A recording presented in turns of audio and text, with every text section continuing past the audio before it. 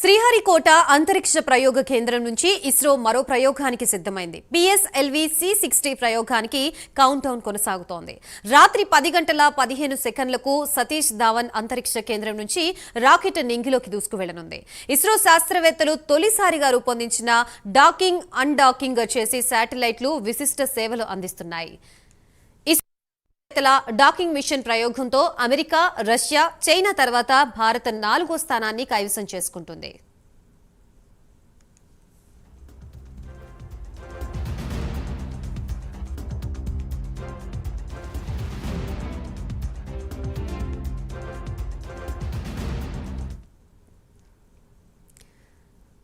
ఈ ప్రయోగంతో సూక్ష్మ గురుత్వాకర్షణ శక్తి విత్తనం మొలకెత్తే విధానాన్ని పరిశీలించేందుకు అనువుగా ఉంటుందని శాస్త్రవేత్తలు తెలిపారు.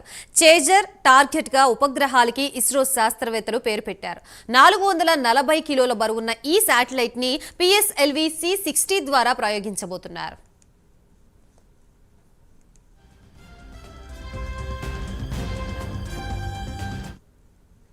నింగిలోకి ప్రయోగించే స్పేడెక్స్ అనే జంట ఉపగ్రహాల్ని 4వ దశలో కక్షలోకి ప్రవేశపెడతారు. ఇందులో 24 పేలోడ్స్ కక్షలోకి పంపించే విధంగా ఏర్పాట్లు చేశారు. స్పేడెక్స్ పేరుతో వెళ్లే జంట ఉపగ్రహాలు అంతరిక్షంలో సంచరిస్తూ ఇతర శాటిలైట్స్ ని అనుసంధానం చేస్తాయి. అంతరిక్ష వ్యర్థాల్ని తొలగిస్తాయి. భవిష్యత్తులో సొంత అంతరిక్ష కేంద్రానికి సేవలు అందించేలా వీటికి రూపకల్పన చేశారు.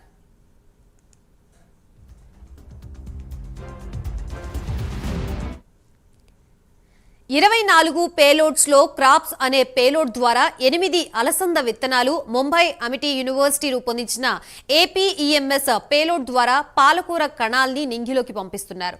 సూక్ష్మ గురుత్వాకర్షణ శక్తి విత్తనం మొలకెత్తే విధానాన్ని శాస్త్రవేత్తలు పరిశీలిస్తారు.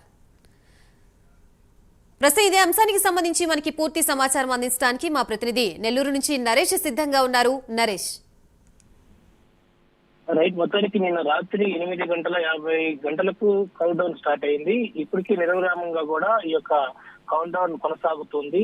అయితే నిన్న ఎగ్జాక్ట్లీగా కూడా ఈ రోజు రాత్రి 9:58 ఈ యొక్క రాకెట్ ప్రయోగించాలనే ఉద్దేశంతో దీన్ని స్టార్ట్ చేశారు. అయితే కొంత అంతరిక్షంలో ట్రాఫిక్ సమస్య వల్ల స్పేడెక్స్ ఉపగ్రహాల ప్రయోగం సమయం కాస్త మార్చారని చెప్పి ఇస్రో ఒక ప్రకటన జారీ చేసింది ఉదయాన్నే. అయితే దాని ప్రస్తుతం రీషెడ్యూలింగ్ గా 10:15 నింగిలోకి పిఎస్ఎల్వి C60 రాకెట్ ద్వారా స్పేడెక్స్ యొక్క ఉపగ్రహాలు, జంట ఉపగ్రహాలను నింగిలోకి, స్పేస్ లోకి విడుదల చేసేందుకు సర్వం సిద్ధం చేసినటువంటి పరిస్థితి కనపడతా ఉంది. ఇప్పటికే భారత అంతరిక్ష పరిశోధన సంస్థ ఇస్రోకి సంబంధించినటువంటి శాస్త్రవేత్తలు రెండవ ప్రయోగ వేదిక నుంచి ఈ యొక్క పిఎస్ఎల్వి C60 రాకెట్ ని నింగిలోకి 2 జంట ఉపగ్రహాలను ప్రవేశపెట్టబోతున్నారు. ఇప్పటికే ఆ 2 జంట ఉపగ్రహాల పేరు కూడా నామకరణం చేశారు. ఒకటి చేజర్, మరొకటి టార్గెట్ ఉపగ్రహాల ద్వారా తొలిసారి స్పేస్ లో డాకింగ్, అన్డాకింగ్ యొక్క టెక్నాలజీని, ఇప్పటి వరకు ఈ యొక్క డాకింగ్, అన్డాకింగ్ యొక్క టెక్నాలజీ కేవలం అమెరికా, రష్యా, చైనాకు మాత్రమే ఉండేది. సో ఇప్పుడు 4వ ఏదైతే ప్లేస్ లోకి భారతదేశం చేరబోతుంది. సో ఈ యొక్క టెక్నాలజీని సొంతం చేసుకునే పరిస్థితిలో ఇస్రో ఒక మైలురాయి అయితే దాటబోతుంది మరి కొన్ని గంటల్లో అని చెప్పుకోవచ్చు. దాదాపు కూడా 24 పైలట్స్ ని కక్షలోకి పంపించి వివిధ పరిశోధనలు కూడా చేయబోతుంది ఇస్రో అని చెప్పుకోవచ్చు. అంతరిక్షంలో మొక్కల పెంపకానికి సంబంధించి ఒక వినూత్న ప్రయోగం అయితే చేపట్టబోతుంది. పిఎస్ఎల్వి రాకెట్ లో 4వ దశను ప్రధానంగా నింగిలోనే ఉంచుతారు. దాదాపు కూడా ఈ యొక్క మొదటి దశ, 2వ దశ, 3వ దశ, 4వ దశ, సో ద్రవ, ఘన ఇంధనాలకు సంబంధించినటువంటి ఈ యొక్క ప్రయోగంలో దాదాపు కూడా ప్రాసెస్ అంతా ఒకసారికి అయిపోతుంది. ఈసారి పిఎస్ఎల్వికి సంబంధించినటువంటి 60 రాకెట్ ద్వారా 4వ దశను మాత్రం 3 నెలల పాటు అక్కడే ఉంచబోతుంది.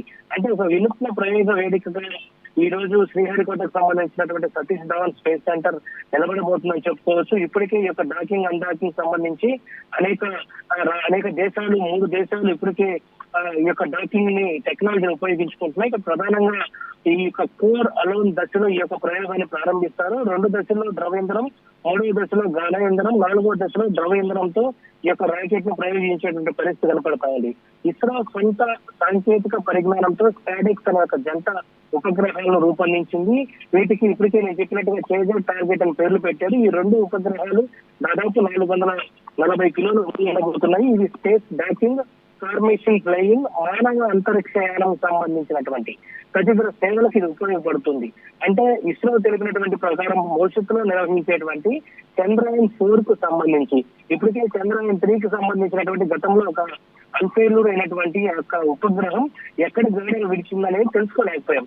సో అలాంటి వీటిని మళ్ళీ డైటింగ్ చేసుకోవడం, అన్డాకింగ్ చేసుకోవడం, ఈ యొక్క ఉపగ్రహాన్ని మళ్ళీ వీటిని క్యాచ్ చేసేటువంటి పద్ధతిని డైటింగ్ అనే ఒక పద్ధతి అంటారు. సో భారత్ స్పేస్ స్టేషన్ నిర్మాణానికి కూడా ఈ యొక్క జంట ఉపగ్రహాలు పూర్తి స్థాయిలో సహకరిస్తాయని చెప్పి ఇస్రో ధీమా వ్యక్తపరుస్తుంది. ఈ యొక్క ఉపగ్రహాలు పూర్తి స్థాయిలో కూడా స్పేడెక్స్ లో అమర్చినటువంటి జంట ఉపగ్రహాలు ఒకదానికొకటి అనుసంధానం చేసుకుంటూ ఈ యొక్క పనితీరును మెరుగుపరుచుకున్నటువంటి పరిస్థితి కనపడుతుంది. ఇక్కడ ప్రధానంగా ఇక్కడ మనం చెప్పుకోవచ్చు, భవిష్యత్తులో అంతరిక్షంలో భారత ఆధ్వర్యంలో స్పేస్ స్టేషన్ నిర్మాణానికి సంబంధించి ఉండొచ్చు. అదేవిధంగా ఈ యొక్క 2 ఉపగ్రహాలు కక్షలకు పంపిన తర్వాత వాటిని అనుసంధానిస్తూ వెనగొడుతూ ఇస్రో ప్రయోగం చేపట్టబోతుంది. ఈ యొక్క ఉపగ్రహాలతో పాటు వివిధ రకాలైనటువంటి పరిశోధన నిమిత్తం మరో 24 పైలట్స్ ని ఈ యొక్క పంపుతున్నారు. ఈ మిషన్ విజయవంతం అయితే మరిన్ని ప్రయోగాల్లో డాకింగ్ సిస్టమ్ కూడా విజయవంతంగా ముందుకు తీసుకెళ్లేటువంటి పరిస్థితి కనపడుతుంది. అందులోనే భాగంగా ఈ యొక్క 24 సంబంధించినటువంటి పైలట్స్ మనం ఒకసారి చూస్తే జనానికి చెందినటువంటి స్పేస్ సాట్ V.0 కూడా ఉంది. రాకెట్ నుంచి స్పైడెక్స్ ఉపగ్రహం విడిపోయిన తర్వాత 4వ దశలో విభిన్న పరిశోధనలకు ఇస్రో శ్రీకారం చుట్టబోతుంది. ఈ ప్రయోగంలో PS4 ద్వారా ఏకంగా 24 పరిశోధనలు చేసేందుకు 24 చిన్న పైలట్స్ ను పంపుతున్నారు. ఈ పరిశోధన ద్వారా ఇస్రోకు విలువైనటువంటి సమాచారం రావడమే కాకుండా స్పేస్ స్టేషన్ నిర్మాణానికి ఎంతగా ఉపయోగపడుతుందని చెప్పి శాస్త్రవేత్తలు భావిస్తున్నారు. ఈ ఏదైతే పైలట్స్ ఇస్రోకు చెందినటువంటి 14 కాక మరో 10 పైలట్స్ దేశంలో వివిధ ప్రైవేటు స్టార్టప్ కంపెనీల నుంచి వచ్చాయి. విశ్వవిద్యాలయానికి చెందినటువంటి మరికొన్ని కూడా ఉన్నాయి.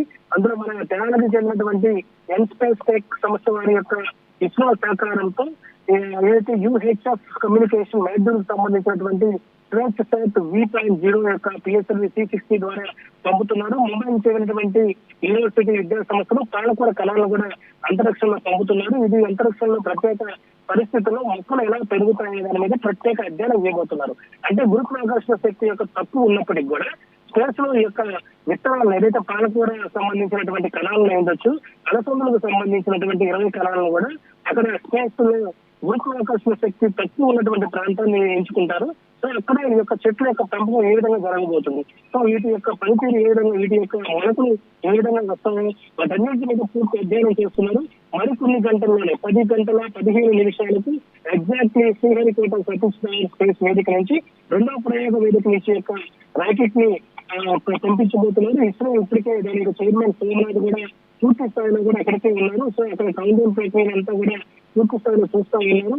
ఎగ్జాక్ట్లీగా కూడా 25 గంటల కౌంటింగ్ పూర్తయిన తర్వాత 9:58కి స్టార్ట్ అవ్వాల్సి ఉంటే పైన స్టాఫ్ కొన్ని ఏదైతే ఉంటాయో ట్రాఫిక్ సమస్య ఉంటాయో ఇప్పటికే స్పేస్ లో ఉన్నటువంటి ఉపగ్రహాలన్నీ కూడా పెరుగుతూ ఉంటాయి కాబట్టి సో అలాంటి డిస్టర్బెన్స్ ఎక్కడ లేకుండా ఉపగ్రహాలు విడుదల చేసేటువంటి సమయాన్ని కొంత ఆలస్యం చేశారు. సో 10 గంటల 15 నిమిషాలకి మీకు రాకెట్ ప్రయోగం ఇచ్చిపోతున్నారు. సక్సెస్ అయ్యేటువంటి ధీమా వ్యక్తపరుస్తున్నటువంటి పరిస్థితిలో ఈ రోజు మైలురాయి దాటబోతున్న ధీమా వ్యక్తపరుస్తున్నారు. Right, thank you Naresh.